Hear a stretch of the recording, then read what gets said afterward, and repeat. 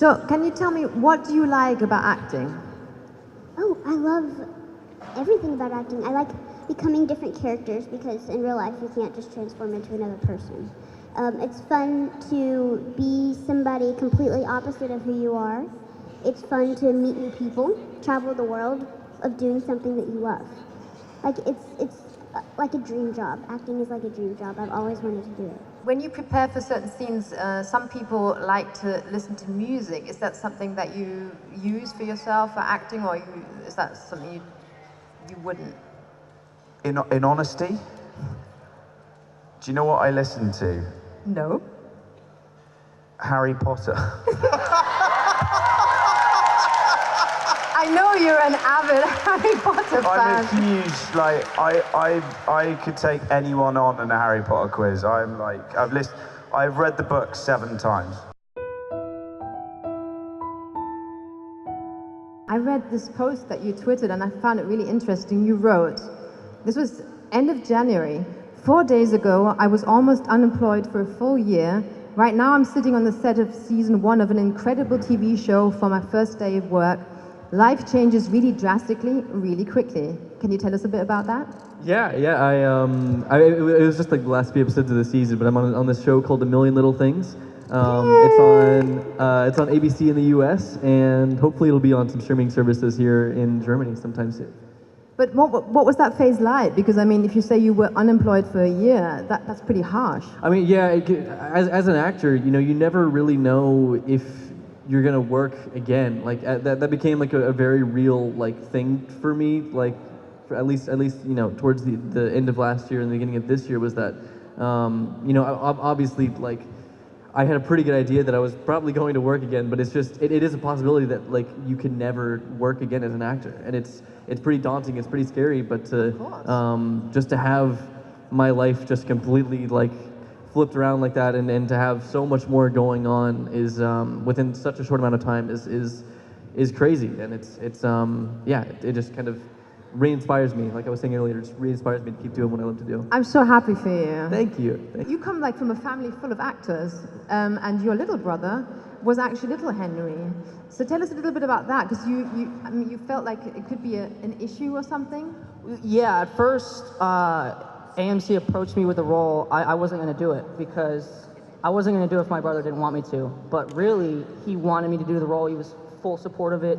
Really, we had a family meeting about it, if I wanted to do it or not. And we decided that I wanted to do it, and it's been great. Cass has been great. Cassidy's been great, you know.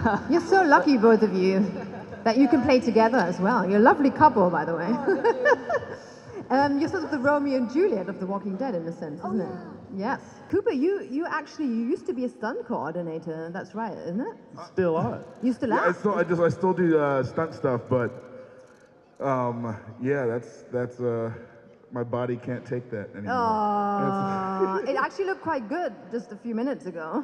Oh no, that was my exercise for the week. Oh, that was, I start off a Sunday with a strong plan. I'm like, I'm gonna do some dances, some zombie Zumba, and then sit on the couch for the next 6 days. I understand. No, we had our exercise last night eating the schnitzel that was this big. So big. Oh my God. So you can dance, Oh yeah. impersonate, Yes. act. What other talents do you have that we don't know of? I can make farting sounds with my hands. Nice, let me hear it.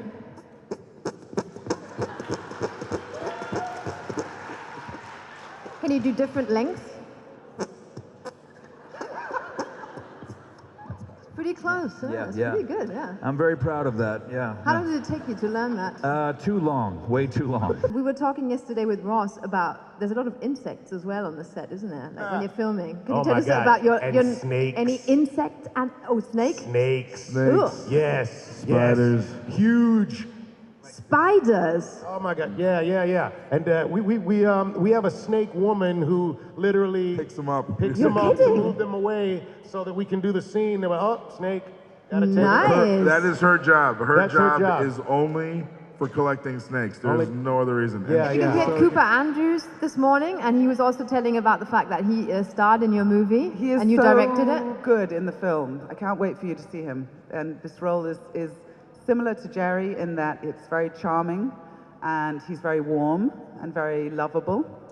But it's a very different character from Jerry in a very different situation. So I'm excited for the fans to see it. And he's not the only one from the cast of The Walking Dead who's starring in the movie. There's also other people, Yeah, isn't we there? have Sabrina Gennarino, who played Tamiel, and Thomas Francis Murphy, who played Breon, my Jadis's right and left in the junkyard. Wow, cool. Yeah. And you also starred in it, you directed it, and you wrote, did you write it as well? Yes, I sound like a megalomaniac, but yes. Yes, you are. That's mad. That's insane. You actually started with musical theater. When did you sort of decide that acting is also really appealing for you?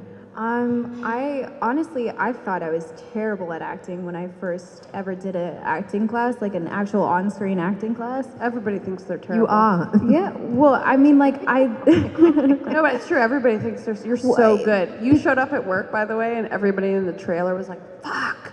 Are you Did serious? you see that new girl, Caitlin? Shit. She's so fucking good. About this season. Yeah. A lot of things happening for you. Yeah. Lost the arm. Lost the arm. That was a bummer. Yes. But I heard you don't need actually talked to Angela Kang about that. That you like it was suggested, and you were actually saying, yeah, I think it sounds cool. Yeah, I'm up for it. Because they were gonna give that story arc to someone else. I can't say who, but that person didn't really want to do it, and they thought that. So you lost a bet, and then you had to do it. Yeah, they're like, give it to Ross. Oh shit. Are these Hulk, by the way? They Is are. it? That's awesome. It's actually my own toes, but yes. Ew. Yeah, I want to get smoke that too checked much, out. you know? Yeah. Go to a podiatrist. No, but she said, I'd like to give it a whirl, and what do you think? And I thought that would be a fantastic manifestation of the pain of losing Eric and all the people that he cared about so far. And I thought it was a great moment for him and Enid, you know, when she hacks off the arm. And I also just love that prosthetic so much. They did such a great job with that thing. I mean, you're kind of locked into it, you know, once it's screwed in, because they got like a screw here. Yeah, sorry, they got like screw here, here, and then 1, 2, 3, and then it's all ratcheted up with these straps. And I just thought it was such a cool aesthetic and a cool look. And I love that they gave that to somebody, because it was originally just going to be scrapped and never gotten around to again. So I love it. You actually got a proper training, so you could actually like amputate arms now. Yes, they No. taught me how to No. amputate an arm. No. But you would probably bleed to death because I don't know how to tie off arteries. Okay, but that's So, the first like, step if you that want to lose an arm, sure, I can do that. I can make it look pretty, most likely. Talking about your childhood, you had blonde hair, and you do still actually have blonde hair. At certain parts of your body, possibly. But anyway, it's your original hair color. The beard is red. Yeah, my hair is blonde, and I get it colored every 4 to 6 weeks, I guess. Just got it colored before I got on the plane to come to Germany. Ooh, You're welcome. Looking lovely. I didn't hear many people saying "Danke" about that, but hey, what are you gonna do? So, I'm killing it, man. So, if you could turn back time, and you were at the beginning of your. Are we talking about Cher now, or what's happening? If I could turn Back back time. time. You're Sorry. basically a blonde. I'm a blonde, and Eugene is blonde in the comics, and for some reason, Scott Gimple, who was in charge of our show at the time, and Robert Kirkman decided to make my hair like dark brown or black. We could have just saved a lot of time and money on hair dye by making my hair blonde like it is in the comics, but even Robert Kirkman, who wrote the comics, said, I honestly don't know why we made you do that, which is upsetting. It is, because you've gone through hell now and nobody even knows why. Can you tell us a little bit about your contact lens? Because there's actually like somebody who painted it and it's a big process. Can you tell us a bit about that? Yes, they are hand painted and measured specifically to my right eye. I can't really see anything through it. I have what's called a lens tech who puts it in for me and takes it out for me. I can't really have it in for more than 25 minutes at a time. It has to be lubricated like every 14 minutes. And if I have it in for 25 minutes or so at a time without being lubricated, then it sticks to my eyeball. And then she's got to go in there and squeeze it and pull it out, which is always a really bizarre thing to see. Just, you know, the finger is taking my eyeball. My eyeball is fine. My eyeball is fine. My eyeball is fine. You met up and you sort of did like fighting scenes. How was that? That was great. We worked with Stephen Ho at the beginning of the season, our wonderful martial arts coordinator, and he was actually a Teenage Mutant Ninja Turtle. He's an amazing martial artist, and he taught Tom everything he knows, and taught me a fair amount of what I was doing on the screen too. And they just did such a great job of putting it together. Michael Cudlitz directed that episode where we first. I was gonna ask which one did he direct? Yeah, it was the one with the sparring, and Cudlitz did a great job of shooting it in this circle, and it covered the action so well. It was fantastic. And then the finale, of course, where Jesus dies, that was also beautifully shot by Greg and his team, and Michael Cetras-Amis as well. So yeah. That was crazy, because the guy who stabbed Jesus in the back, we used real swords, and for a moment I thought that he had actually really hurt Tom, because the look on Tom's face was so believable, and I was like, oh shit, did he actually get stabbed? But he's okay. Wow. He didn't die. He didn't really die. Oh my God, yeah. Thank God. My reaction was, oh my God, like Jesus, is he okay? But The fun thing is, our new boss, Angela Kang, kind of had asked, like, hey, what do you want to do to show the passage of time? And I know that Eugene kind of had a bit of a ponytail braid in the comics, so I wanted to take that further. So we got to do a braid that goes down to his waist, which is fun. And we got to have some fun with putting some beads in my hair. And Tiffany Simpson, who does my hair on set, she's amazing, and she's made all these beads that Eugene puts in his hair now. And I mean, we got to have fun with that, just to really show that there's been a passage of time, as opposed to me still just having a mullet.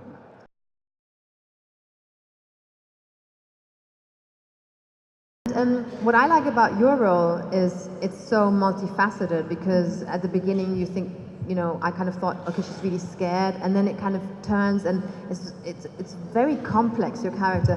How did you sort of work on that? I mean, I think Greg gave you loads of stuff to work on, the comic books, and said, but you don't have to base it on the comics. Yeah. So how did you sort of put it together? Well, Greg gave me a huge compendium filled with all the comics. So I was familiar with the Lydia comics, but he said to use it, these were his exact words, was use it as a blueprint and not gospel. So I was like, okay. And then I didn't get like an overview of what would happen to the character in the future, and I didn't even know. I was right with you guys when I read each script. I was like, okay, so is she good or bad? So that might be how it's portrayed, so multifaceted and stuff, because I had no idea.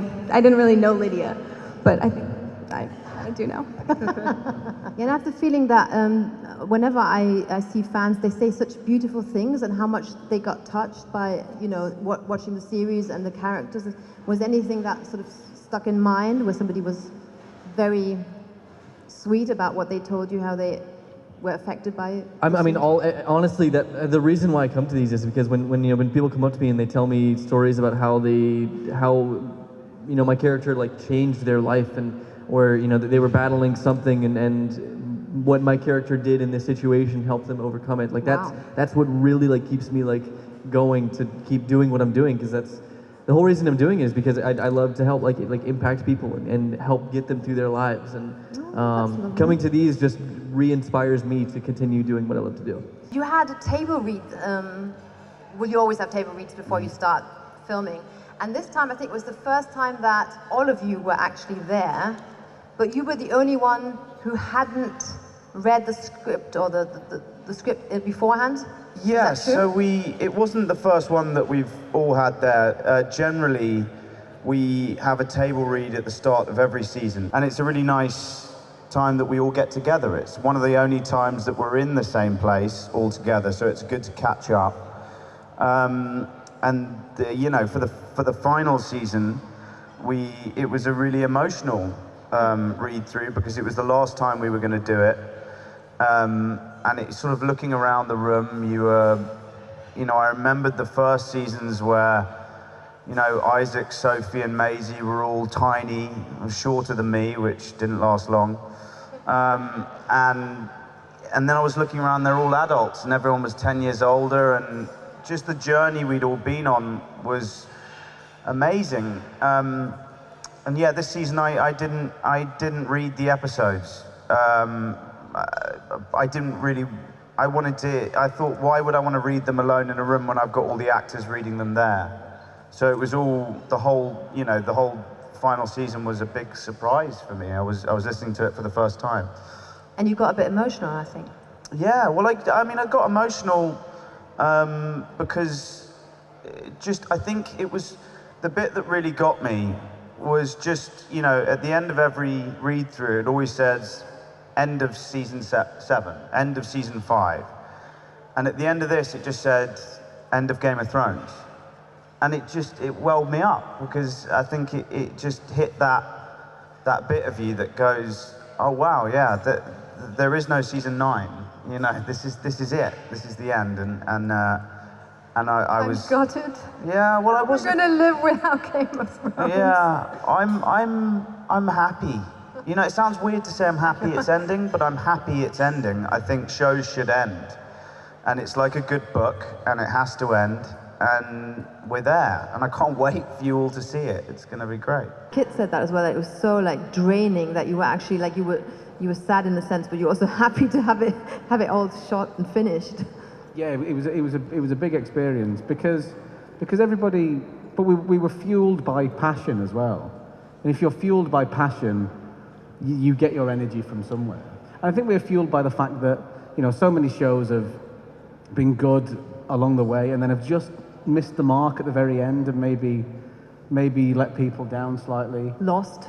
Well, and we were just trying to make sure that didn't happen. And people say, what was the first reaction you had when you read the scripts of season 8? And mine was just pure relief. Okay. Relief that it was good. Relief that we could talk about it now and after it's on without any sense of embarrassment at all. Wow. Because that's what you're worried about. Oh my God, I'm so intrigued. Just a sense of relief. Yeah.